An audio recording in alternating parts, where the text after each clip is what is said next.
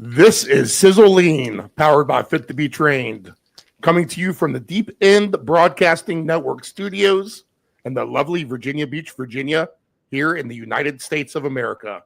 You can find this program on deependbroadcasting.com and subscribe to this network's YouTube channel, Deep End Broadcasting.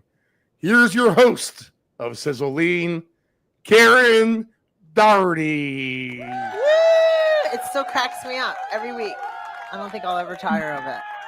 Ever. Although he does let it go on for a little bit of a long time. Well, you can talk over it. You don't have to. Uncomfortable. Talk over that crowd. I know. It's me, Karen, aka Sizzle from Fit to Be Trained, and I am excited tonight because I have a guest again, and I love it when I have guests on. And I am going to talk a little bit about Caroline before she comes on. I met Caroline, guess where? At the CrossFit gym. So many of these podcasts go back to that community. So it's really cool. I hope that message gets out to people. So if you move to a town and you're like, I don't know anybody, go to your local CrossFit gym and you will immediately be in a community, because so many of my guests have been in CrossFit, even maybe from a different state, because everybody's kind of friendly when you're in that community. It's really cool. Storm the place with a 12-pack of Michelob Ultra and you'll be a hero to all. And everybody will love you. It's so wonderful. I love that. I love it. But anyway, I have Caroline Morin on tonight, and and she's a local girl here in Virginia Beach, and I wanted to have her on because we used to partner up in CrossFit once in a while. Now, she's a little bit more athletic than me, but that's okay. And she was always kind and nice, and I loved partnering up with her because we would laugh and giggle and joke around the whole time, do our lifts. We would do our work. A very positive classmate, I can say. Exactly. Super fun, super lighthearted, and it was always a pleasure to be around her. And when I ran into you in church and I knew that you were in the health and fitness world now, that's why I really wanted to get you on this show and talk to you and like kind of catch up and find out what's going on. What are you up to? But I kind of want to go backwards a little bit. And I love these shows because then I get to, like, some people I've known for many, many years, and I get to find out so many things about y'all. It's really pretty wonderful. I already know you're wonderful, but now I'm going to find out even more. So you've always been in incredible shape. You always have. And like I said, you were always a little bit stronger than me. I'm not sad about it, but always have been in great shape, took care of yourself. How did you begin in fitness? That's so funny because I do not see myself as being stronger than you. I was just always in there having a really good time and trying to keep up. And I love that, for like, that's the thing, is that's like, we were really having a good time in there. Nobody's even taking notes on that kind of stuff. So I want people to know it's not as a competitive environment as people really think it is, Yeah, I think so. Absolutely. And I don't think I always was in really great shape. I think there's definitely been ebbs and flows and all of that. I mean, when I was a kid, I just ran around and played outside all the time, loved being outside, was kind of like a tomboy, and started playing a little bit of lacrosse. And we didn't even have lacrosse for girls when I was growing. That's how old I am. Wow. Right? Yeah. I was going to say. Yeah. So I played with the boys, on the little, the boys league for when I was little. Did you grow up around here in Virginia? I grew up in Baltimore. Oh, okay. Yeah. And so just played sports in high school and college a little bit. Mm-hmm. And then when that was all over, just always like to work out because it's fun. And I think it's good community. Right. Mm-hmm. And meet a lot of people, and I just need to move. It's like my therapy, right? I agree. It is. And it's how I express myself too. I realize I get really down and out if I'm not moving.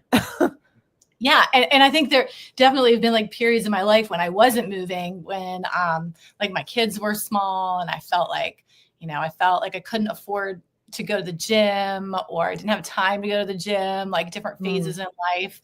And that once I realized that that's something that like I need to thrive, like to work out and to move and to be around other people encouraging me and stuff like that. That's, and I started investing in that, in myself in that way. That really has been an important part of my life. For sure. Well, have you trained different styles? Like I met you in a group fitness class.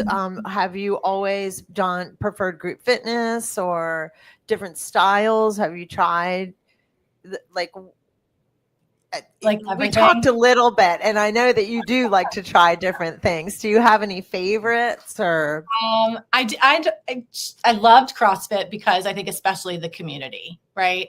And it really encouraged me to do things that I never would have thought that I would be able to do on my own. I agree. Absolutely. And like, pick up weights that I thought were heavier, like jump on boxes that were higher than I thought was like possible for me to jump on, do pull-ups and stuff, like things that I just never would have thought were possible. And so that's super empowering, I think, about CrossFit. But yeah, just kind of other things like group fitness classes, worked out like just with a personal trainer, which I like the one-on-one. I like a group more than one-on-one, just personally. Me myself. Too. Just like whatever. Only thing I don't love is spin. Sorry, spin people. I just don't love spin. Right. I agree. My butt hurts every time I get like for that long. I did it when I was 30 years old, literally for like a year, because I lived in Minneapolis and there was this really cool, cool gym to go to. And the guy had the best music and he was super trendy and it was really fun. And I wanted the cardio, that was, God, I was 30. That's 30 years ago, y'all. God. What was your favorite sport, Caroline, to play in like high school and growing up and stuff? Definitely, I love to play lacrosse. I wasn't really great at it. I was definitely like the bench crew of the lacrosse team. I was like the one with like holding out the signs and like cheering everybody on, bench warming crew.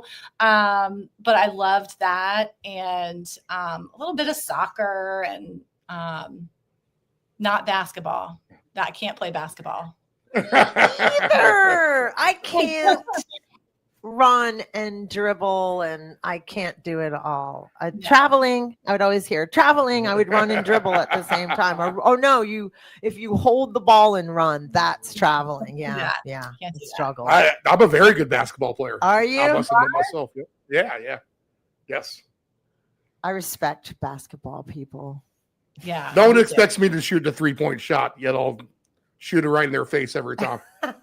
And then I'll steal the ball from them as soon as they get it. Nice. Yeah. I guess that's how you do it. Yeah. What are your thoughts about balancing fitness, nutrition, and mindset with overall well-being? And I kind of know the answer to this, but I'm going to let you say it.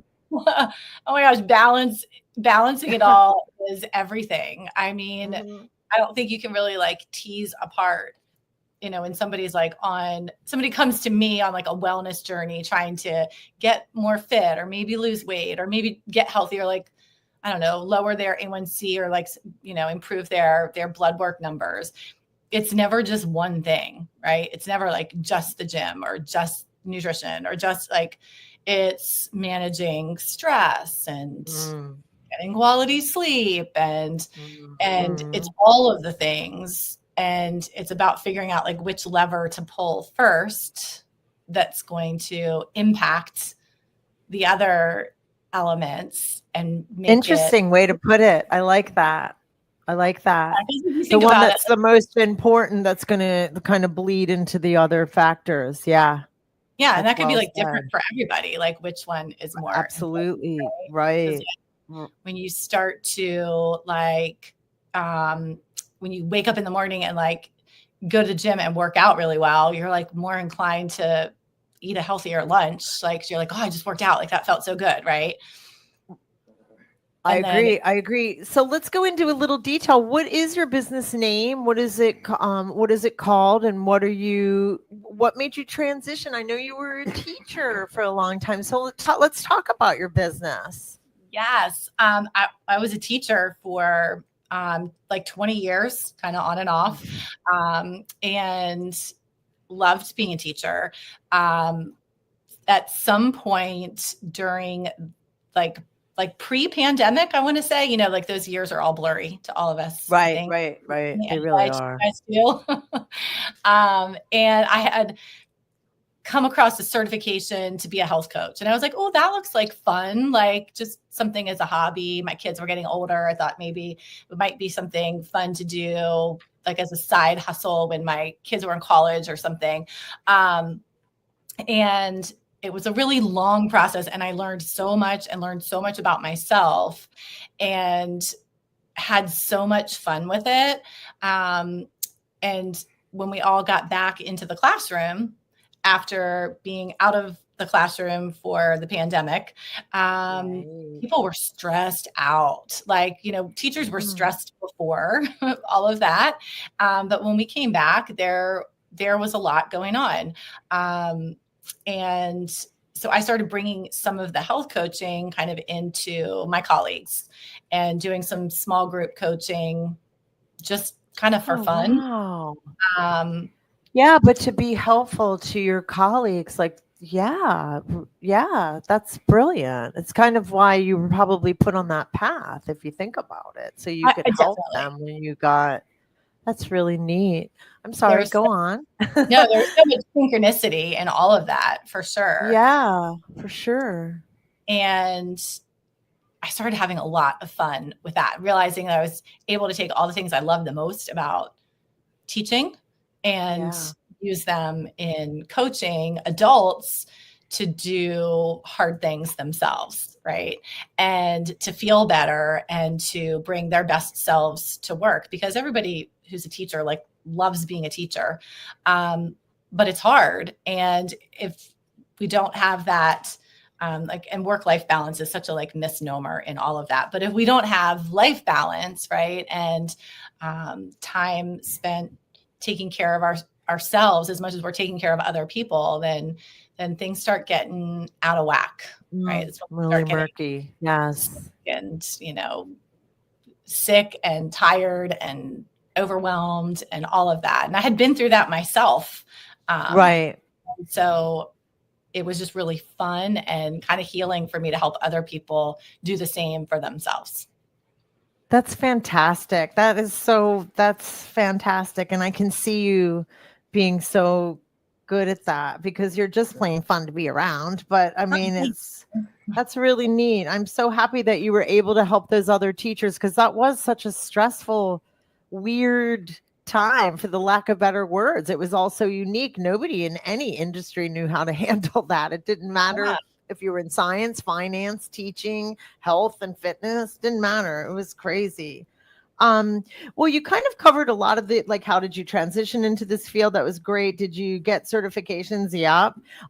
Were you certified with ACE by chance? Was that, because you and I talked about ACE before. Yeah. That's who I'm certified with. So okay, I know they're amazing. But no, I started out with the Institute of Integrative Nutrition, and thousands and thousands of people have gone through that program. So probably a lot of people are familiar with that, IIN. And that was a year-long program. And then I realized that coaching is a whole different skill set than just teaching or giving information to people. It's a totally different way of communicating. It's a totally different way of talking and listening to people. And I realized that I had a lot more to learn than I thought I did when I got started in all of this. Wow. So I did some more certifications and got my national board certification for health and wellness coaching, which is really trained to the highest standard in the profession, because I'm just kind of type A, annoying like that. I was going to say, I do know you, and maybe our listeners don't know, but of course you did. Of course you did. And I would have probably done the same, you know, but I didn't realize like it's a year long, like that's a long time, you know, that's yeah. Like all told, it was like 2 years of training, right.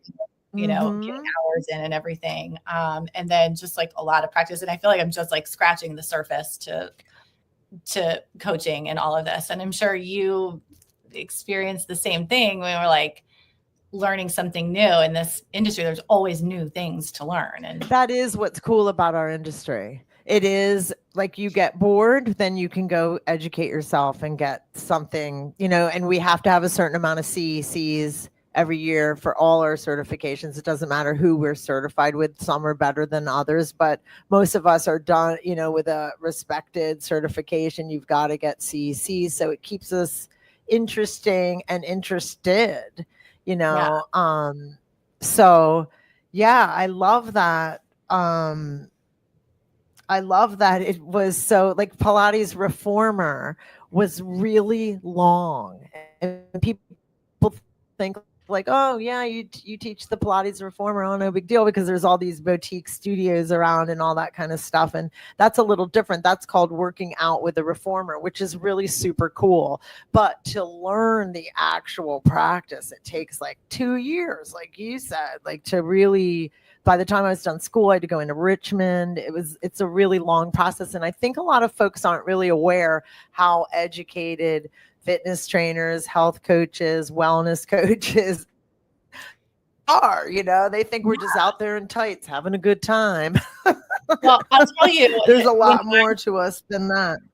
I was so fortunate to be able to go to the ACE Fitness, the IDEA conference that they have every year. Oh yeah, I haven't been in years, but it's inspiring, isn't it? It was so amazing. So it was this like very serendipitous chain of events that led me to apply for this scholarship to get to go out there when I was still teaching full time. And I like won the scholarship to get to go to the conference. And I got out there and I was surrounded, like looking around me with all these people who were making fitness and health and wellness their profession.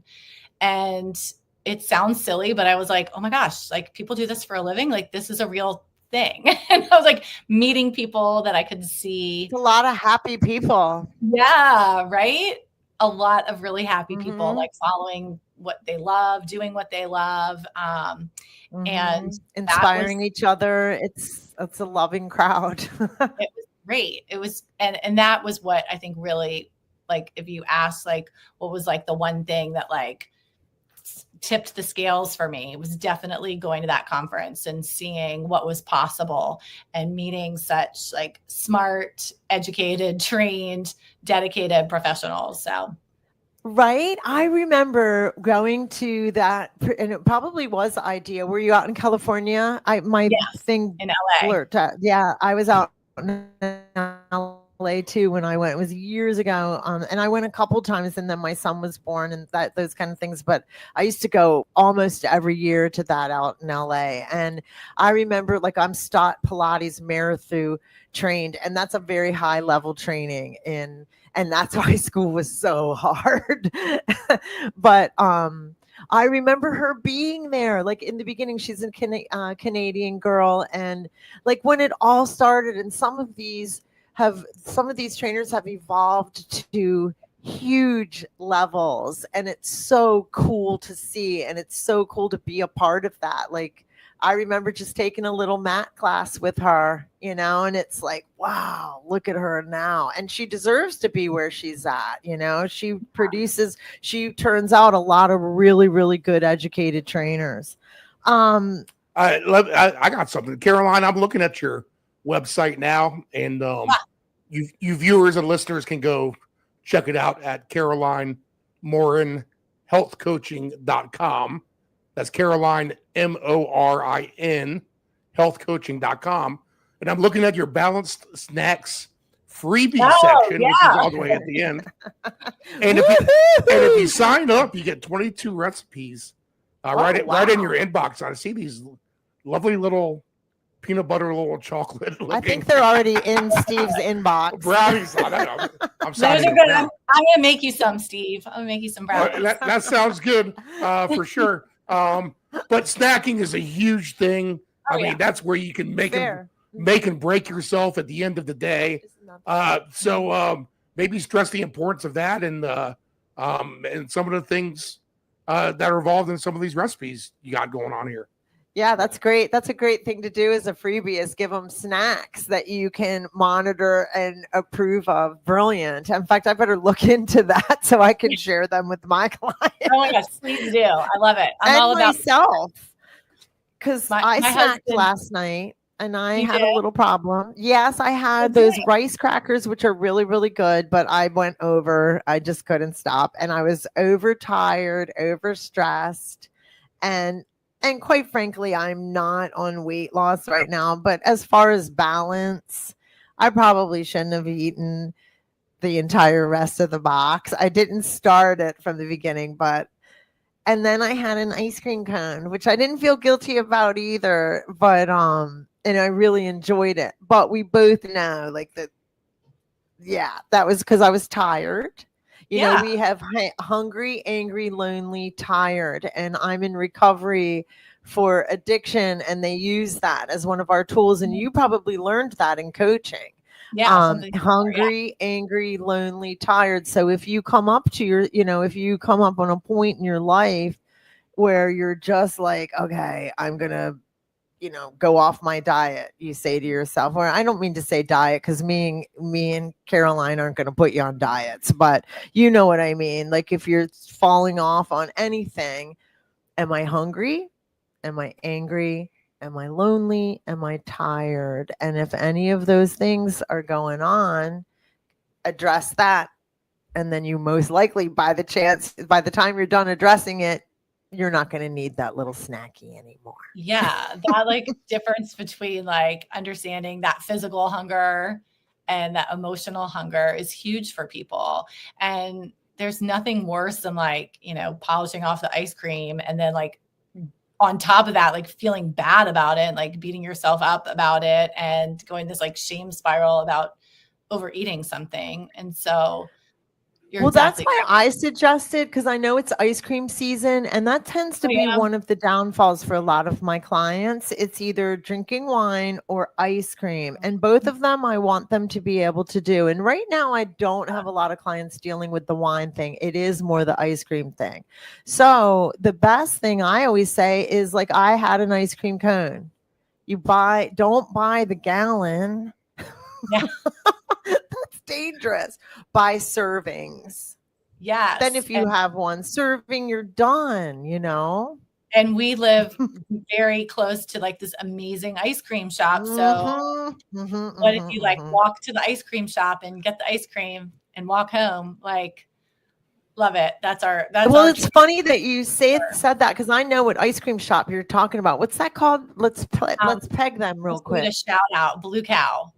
Blue Cow, it's Great Neck Road. I've given them, I'm a fitness trainer. I've given that gift certificates as gifts because it's very, very healthy ice cream. If you're not, if you can have dairy. Yeah, it's very good. It's not the worst stuff in the world. It's really, really good. And it comes in portions. Yeah. I don't give my clients $100 gift certificate to Blue Cow, but for a serving. Go get yourself a treat, right? Right. And then especially my one who has issues with ice cream, that's one of her favorite things. I said that to her. I was like, go to Blue Cow, make it to go with your husband, go with your granddaughter, make it a celebratory thing. And there's no shame in that. And then leave. Don't bring it home.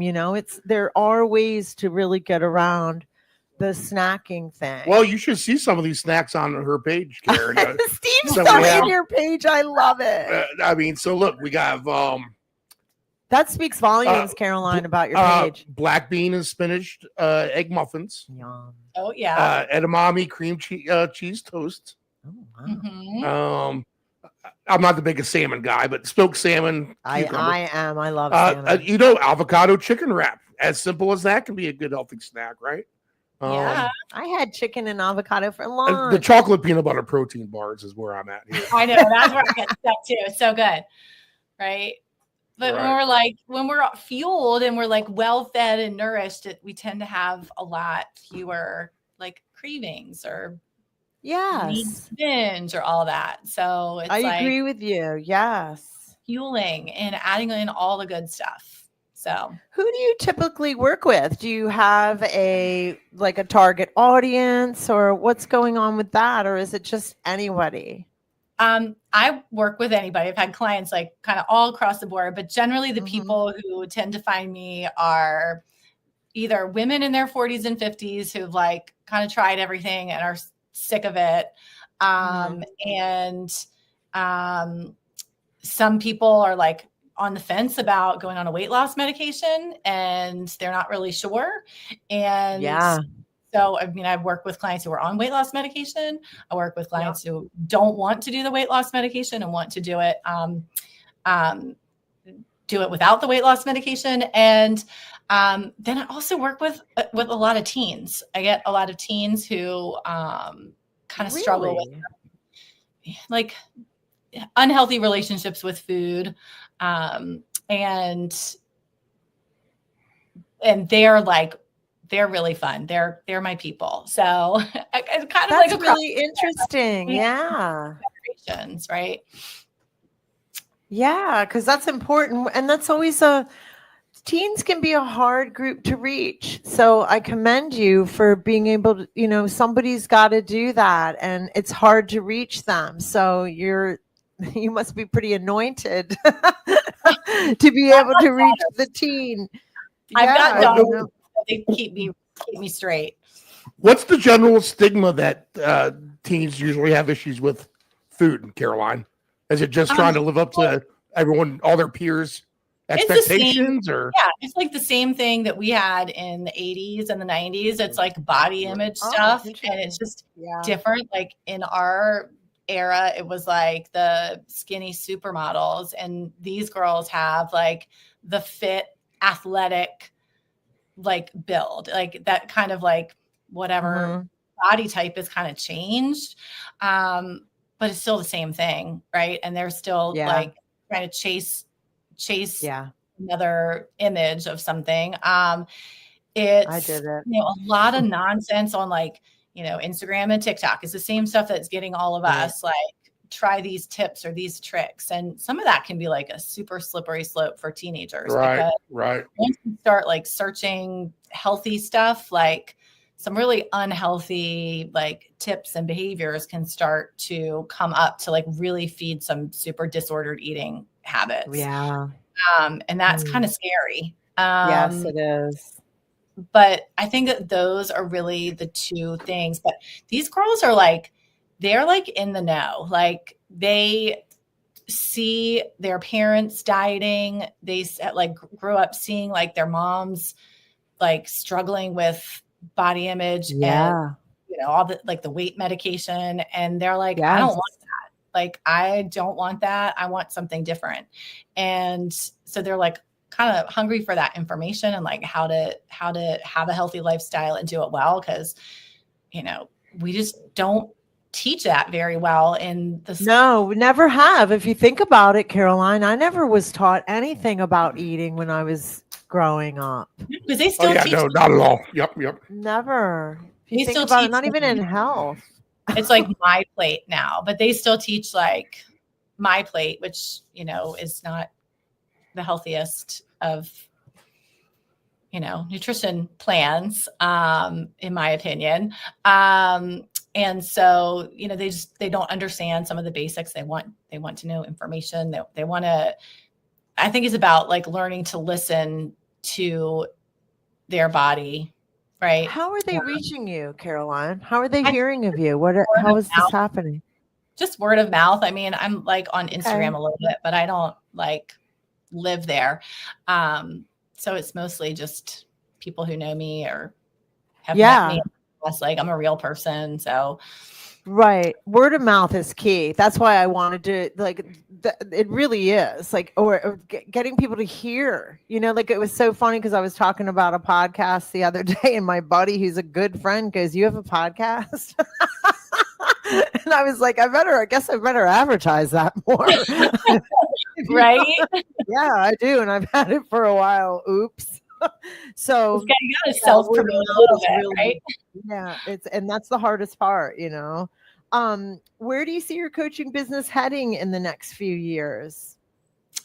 That's a good question. I mean, I get really excited about helping other people to have a transformation in their lives. And so, you could only do but so much with, with one-on-one coaching. I love small groups because I'm a former teacher. So I love that. And I love this market, helping teens. And so we've got some fun. I bet you do. That must be very, very rewarding. And I'm so, I don't know what the right congratulations, I don't know what the right word is I want to say about how it's so endearing to me because like I said, that's a hard population to reach. And I'm so grateful because like you said, some really serious problems can come out of that if they're not, coached or helped. So I really appreciate you taking that on. Any exciting upcoming projects or programs or anything that we've got our B-Cycle Smart class, which is a hormone health and cycle awareness class for teens, for girls in high school. And we've got a cohort for girls in college. And we're launching some programs in the summer starting sort of end of June, which is, I guess, coming up. So that's fun. That's a fun project. Good timing. I'm so glad I had you. Yeah, that's some good summer stuff. Where would they find information on that? Is that on your website? And yes, there will be a link on my website, and we're at bcyclesmart.com. Great. That's fantastic. I'm so glad I asked that because I almost didn't. What's the name of the other website? I got your Caroline Moore and health coaching on there, but what's the other one? It's B-Cycle Smart. So BECYCLESMART, bcyclesmart.com. And we're on Instagram. So cycle like a bike cycle, right? Yeah. But like the mental cycle. Talking, yeah. There we go. All right. Breaking all the taboos. Thanks, Steve. You got it. Breaking all the taboos and answering all the questions. Because look, I don't know about you, Karen. Well, I guess not Steve, but going through like perimenopause, menopause, was really challenging because we didn't know what the heck we were doing or what hormones even were. So we're just going to turn around and help the girls behind us not have such struggles as I just love that as us in our 40s and 50s over here. Right. Because it really does matter. Like we didn't know anything about it. I've had some really bumps in the road through my life that I've kind of gone, what was that about? And I look back now with the knowledge that we all have in the health and wellness area on hormones and go, oh, that's what was happening. And some serious bumps. Yeah. Like, oh my goodness. I really think that my relapse where I was 7 years sober, clean and sober, and I relapsed. I went back and there was a hormonal issue going on with me, but everything else in my life was going really well. It was bizarre that I relapsed. But when I tell you what was going on with me, it wasn't that bizarre. Like it makes anybody sense. in the professional realm, was like, oh, this isn't that bizarre, hon. There's a lot of hormones going on. Let me ask you this, Caroline. Yeah, because I think you might be tapped into this a little bit more than other people. And I mean, I don't know how much this has to do with fitness, but I guess it correlates in some way or another. And you're tapped into that younger age group. Do you feel like bullying is more prevalent today than it was back when we were kids? Or is that maybe just overblown from the social media and such? Or is it really that much kind of like worse nowadays? That's not something that like I have run across very much, and like either with my kids who are like, now college age. But yeah, I mean, like because of social media and because these kids are so but that's connected. good to hear, like any kids that are overweight, since you're right. Yeah. Right. I mean, there's that's good that you don't no know. like kind of getting that's a good sign. Well, you wonder how much is maybe overplayed. I mean, because bullying was definitely prevalent when we were younger. You hear a lot about it now. Yeah. And now with social media, it's so much more. Yeah. I think you just so can't like an get overweight teenager. Yeah. But that's good. I'm glad to hear. I mean, it doesn't mean it's not happening, but you haven't heard of, you're not dealing with that. That's fantastic. What's a more memorable lesson you've learned from both teaching and coaching? Is there something that you could think of that you're like, wow, that I wasn't expecting that? And I wasn't expecting that kind of. Well, I didn't mean to throw that in there, but just something where you were like, oh, interesting. I mean, gosh, there's just so many things, right? But I think the number one thing that I have that I have learned in all of this that was really applicable when I was teaching third graders, and I just was not something that I was like aware of, even as an adult, right? Like we teach our kids, like how to make mistakes and how to mess up and how to learn through their mistakes. And we teach them that when they're trying to do, like, I taught third grade, so I taught multiplication, right? And multiplication is super hard. And so you would teach a kid who was struggling how to do multiplication. And if they messed up and made a mistake, we were like, that doesn't mean that you're not smart. That just means that you haven't learned how to do this yet. And there was a lot of like build up and building a kid's like efficacy and being able to do hard things. And like, we have these mantras all over, like, we can do hard things. And then sometimes as adults, we like kind of forget that. And when we're trying to like make a change or do something that feels like hard, like show up at the gym consistently or like eat better, whatever your goal is, right? When we mess up and we like overeat the ice cream, right? We like make that about us. And we're like, oh, I suck. I fail at this. I mess up at this all the time.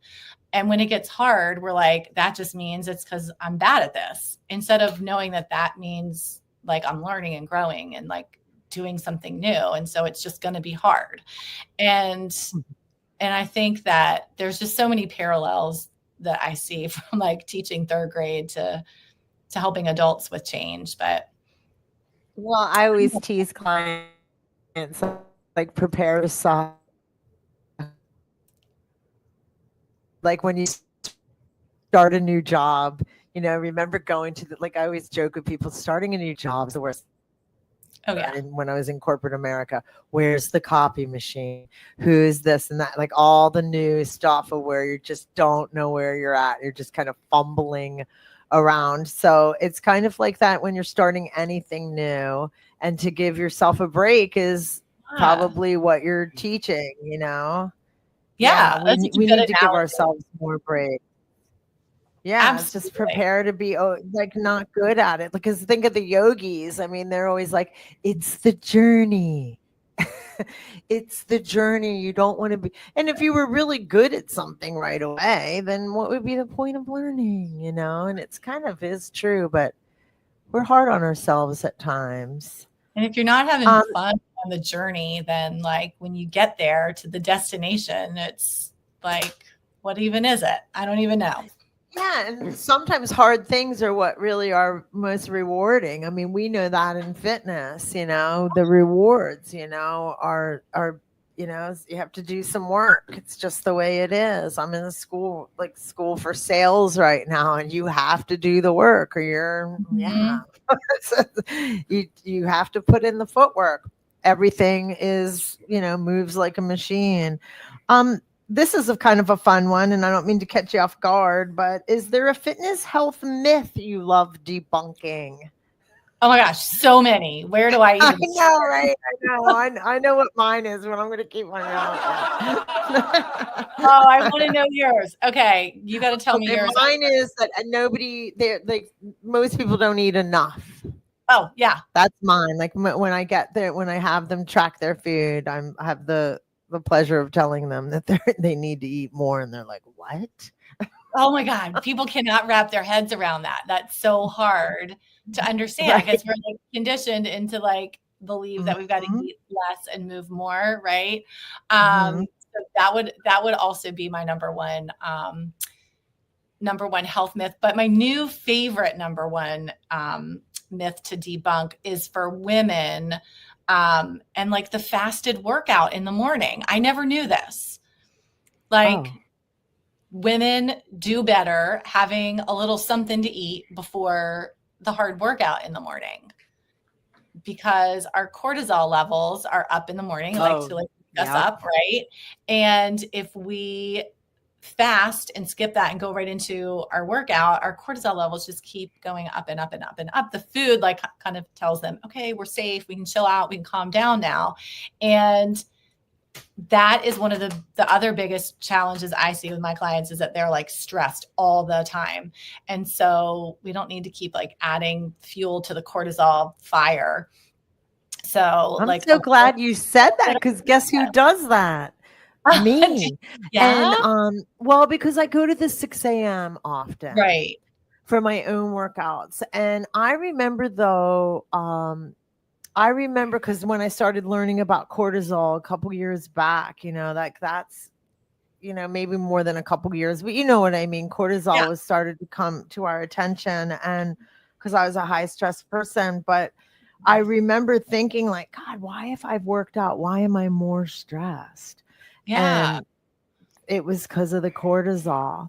And now I'm kind of doing it again because I go to the 6 a.m. and I'm not eating anything first. Now, maybe the coffee with creamer helps. I try to drink water now, even before I drink coffee too, to kind of give your body a chance to kind of wake up before you put the caffeine in. I think that's another thing that does our cortisol no good. But I like that you mentioned that. Like maybe I know people poo-poo pizza toast, but I don't. I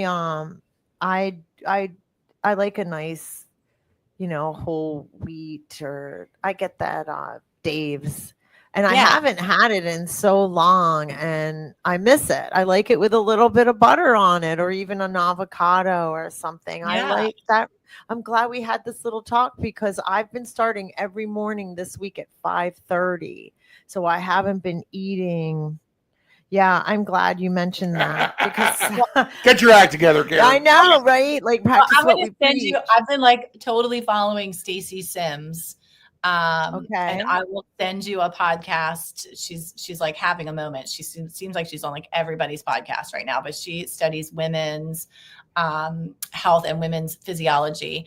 And so I've been playing around with that, and I'm telling you, I feel a lot better. I feel it, and I'll see if I'm like seeing results from it. But she says try just like a couple bites of Greek yogurt and a little handful of berries before the gym. You don't want to like eat a whole like giant breakfast before you go. Right. She's like we're not talking and a tiny bit of carbohydrates so that you're and I'm not going to like explain the biological mechanisms well enough. So I'm going to send you the podcast, but I'm writing her name down right now. Stacy Sims. Cool. Yeah. Thanks. Because I'm like, you never grow out of it. That's what's cool about this industry. Like there's ebbs and flows. Sometimes we're doing really good. Sometimes my macros are met. Sometimes they're not. Sometimes like if I'm training for something, right now I'm not training for anything. And it's kind of get to have fun, but I'll have an ice cream cone, not the entire gallon. I am trying to keep things, in check because it's summer and we want to look nice. Any words of wisdom or a favorite motto that you live by before you leave us tonight? I don't really have like a motto, but you know what came right to my head as soon as you said that? And this is funny because Coach Lou from Valiant CrossFit days, I know, right? Her voice is in my head all the time. Right. when I would like go to pick up a heavy weight, I don't know if she said this to y'all, but she would be like, easy, so easy, Caroline. Yeah. And she would just say the word easy in like her like calm little voice. And even though it was like a big effing heavy weight. She did. That is one of her signature. Like, yep. Because I did personal training with her. She's amazing. For my lifts, and she would do that. Yep. Yeah. And it's just like that, what we tell ourselves matters, right? If we tell ourselves it's going to be hard, it's going to be hard. We tell ourselves it's going to be easy, we can do it. Right. And so that's kind of my motto that runs in my head way more that she doesn't even know that. I don't think so. Maybe she'll hear. Well, she'll know now because I think she listens. She listens to these podcasts, and she definitely will because you're a local girl. I'd like to think that she listens to all of them, but I realize, I mean, I don't expect anybody to listen to all of them, but I bet you she listens to this one. Because she knows you know, and I think she thinks of us as all her kids in a way, you know. We were all together at Valiant CrossFit. It was such a great family. I've been in several CrossFit I do miss gyms. those days. I do miss those days. Yeah, like all CrossFit gyms are fun, but Valiant was pretty special in its own right because we all got really tight. And a lot of us, look, the three of us right here are from that gym. So they created a legacy. Sizzle Lean is from Ned Atkins, the owner of Valiant, Lou's husband. And I just saw him at church on Sunday. And guess what he said to me? Hey, Sizzle Lean. So it's pretty cool. That's a pretty cool circle that we created together. And Caroline, I just want to thank you so much for taking out time and coming and spending time with us and telling us about your catching up and telling us about your successes. And I appreciate what you're doing with the teens so much, and hormones. That might be something to even look into further for us in the future. And if there's anything else, if there's not anything else, I'll let you go back to your regular life. Oh, well, this was so fun. Thank you so much for having me, Karen. Oh, you're so welcome. Love you guys. Thanks, Caroline. You'll be we'll have you again down the road, I'm sure. Yeah, absolutely. We will, for sure. I'll see you at the ice cream shop, maybe. Yes, yes. All right, that was so fun. All right, cue up the music, Sis. There you go. Well,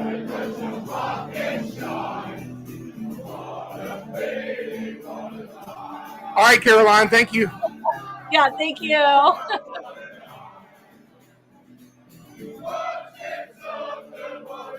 Cool. Another successful evening.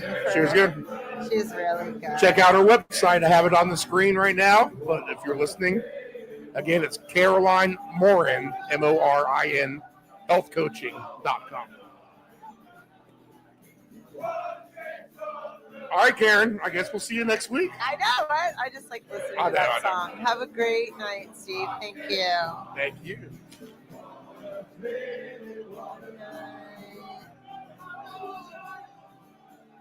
What a night. Oh, another great week. That's fun. I love doing this stuff. We're getting